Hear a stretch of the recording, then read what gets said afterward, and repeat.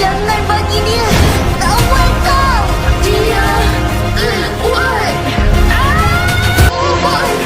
Dia bukan tadi botol lagi.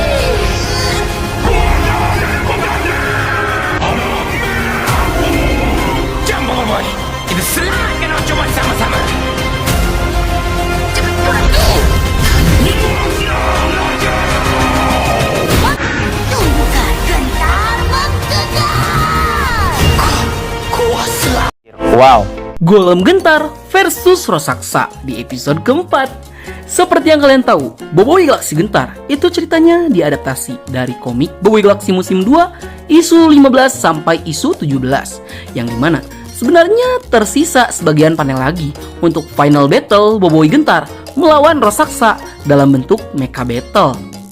Namun dikarenakan ending episode ketiga sangat berbeda dengan cerita yang ada di komik Boboiboy Galaxy musim 2 isu 17, kemungkinan besar akan ada cerita baru yang akan diadaptasi oleh Monster Studio untuk memenuhi durasi cerita yang tersisa.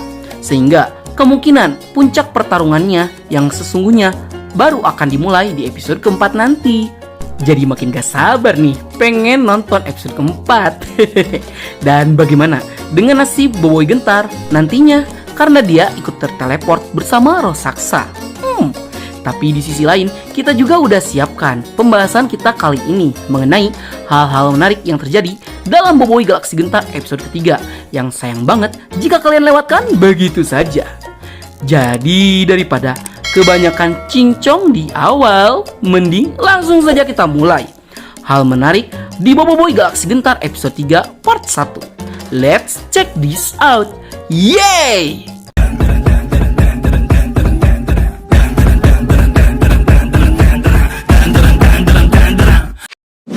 1. Alat replika teleportasi Adudu sudah berfungsi kembali. Seperti yang kalian tahu, jika tujuan utama Adudu datang ke kilang Nubot adalah untuk memperbaiki alat replika teleportasi yang dimilikinya. Akan tetapi, walaupun sejak awal Adudu sudah berhasil memperbaiki alat replika teleportasinya, bahkan sekalipun Adudu tidak pernah menggunakan alat teleportasinya di depan Boboiboy dan kawan-kawan. Sehingga baru di episode ketiga lah Adudu menggunakan alat replika teleportasinya, yang kemungkinan hal ini dilakukan oleh Adudu supaya alatnya itu tidak disita oleh Boboiboy dan kawan-kawan jika mereka tahu sejak awal. Soalnya posisi mereka sejak awal masih sebagai musuh yang beraliansi. Bisa jadi pihak Boboiboy tidak mau beraliansi jika Adudu ketahuan mempunyai alat replika teleportasi yang dapat membahayakan misi mereka ke depannya. 2. Medan magnet adalah kelemahan Rosaksa. Seperti yang kalian tahu, jika Rosaksa merupakan entitas robot buas yang terdiri dari gabungan beberapa robot yang berbeda-beda yang dipaksa bergabung menjadi satu tubuh, sehingga hal ini menyebabkan beberapa hal yang secara tidak langsung disinkronisasikan secara paksa. Karena alasan itulah masih ada celah untuk merusak ikatan antara robot yang saling terhubung dengan Rosaksa. Dan disinilah Quali orang kedua yang sadar akan kelemahan besar dari Rosaksa yang bisa dihentikan dengan serangan kejut dari medan elektromagnetik. Yang kebetulan medan elektromagnetik itu berasal dari baterai yang digunakan oleh Adudu untuk sementara menghentikan pergerakan dari Rosaksa.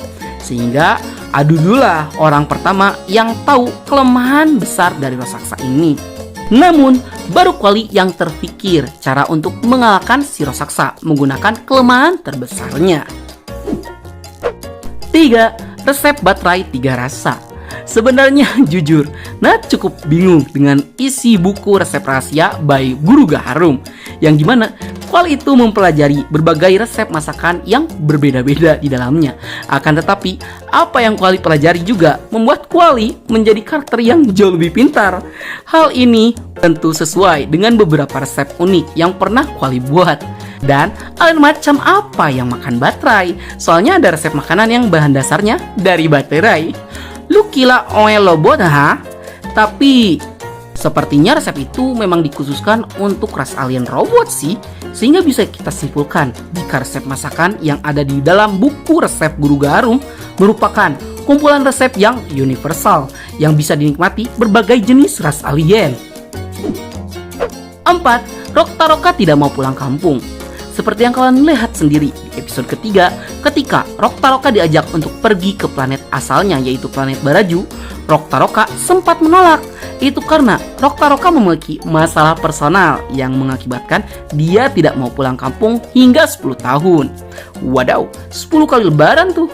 Akan tetapi di sini kita mendapatkan hal yang sangat menarik mengenai ras alien batu lava ini, yang dimana masa hidup dari ras alien batu lava itu cukup panjang loh. Bahkan Roktaroka aja dia itu satu era dengan para pengguna kuasa elemental pada 100 tahun yang lalu. Sehingga Nat jadi penasaran nih, sebenarnya umur Roktaroka udah berapa tahun tuh? 5. Masa depan Adudu jika bersama tim Boboiboy.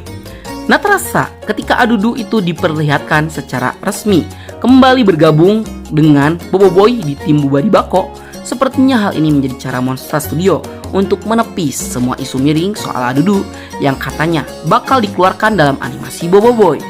Soalnya, dengan resminya Adudu bergabung bersama pasukan Boboiboy, besar kemungkinan Adudu bakal mendapatkan masa depan yang lebih baik. Ya, walaupun kita tahu sebenarnya Adudu ini sudah menjadi jajaran karakter pendamping atau karakter sampingan yang memang sering muncul. Namun, jika dulu status Adudu itu sebagai villain atau anti-hero, kayaknya sekarang status Adudu tuh lebih ke hero dan anti-hero sih. Jika nanti Adudu jadi bergabung bersama Boboiboy. 6. Ancaman besar skala galaksi dari Rosaksa.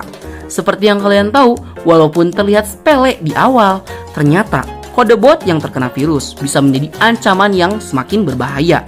Bahkan tingkat ancamannya bisa selevel galaksi. Itu karena kode bot yang memiliki kemampuan untuk menginfeksi robot-robot lain dengan cara memakan korbannya akan sangat diuntungkan karena dia akan mendapatkan ability dari robot yang dia makan. Sehingga Rosaksa juga mendapatkan power yang jauh lebih kuat dari sebelumnya. Dengan begitu, kode bot dapat dengan mudah menginvasi banyak wilayah di strata galaksi dengan memanfaatkan kuasa teleportasi dari Ochobot. 7. Rematch ketiga, Boboiboy Gentar versus Rosaksa. Seperti yang kalian ingat, jika di setiap episodenya Boboiboy Galaxy Gentar selalu mencoba melawan serangan dari Rosaksa yang ujung-ujungnya berakhir dengan kalah maning lagi Boboiboy Gentar. Namun, dalam episode ketiga kali ini, vibe-nya lebih berbeda karena menjadi rematch ketiga antara Boboiboy Gentar melawan Rosaksa. Yang berbeda dengan dua pertarungan sebelumnya, kali ini Boboiboy Gentar bertarung dengan persiapan yang sudah matang. Dan ia juga sudah paham cara menggunakan kuasanya sendiri. Sehingga terlihat jelas jika dalam rematch ketiga ini Boboiboy Gentar jauh lebih unggul dibandingkan dengan Rosaksa. Yang kini giliran Boboiboy Gentar yang memperlakukan Rosaksa seperti mainan. Dan ini juga baru memperlihatkan sebagian potensi yang bisa dikeluarkan oleh Boboiboy Gentar. Itu karena Boboiboy Gentar belum mengeluarkan 100% kemampuannya saat melawan Rosaksa di episode ketiga. Baiklah, sekian dulu untuk konten kali ini. Bagi kalian yang suka konten seperti ini, jangan lupa untuk like, share, and subscribe, dan bunyikan tombol lonceng notifikasinya. Akhir kata dari Bang Nat, sayonara, arigatou gozaimashita, matane, bye!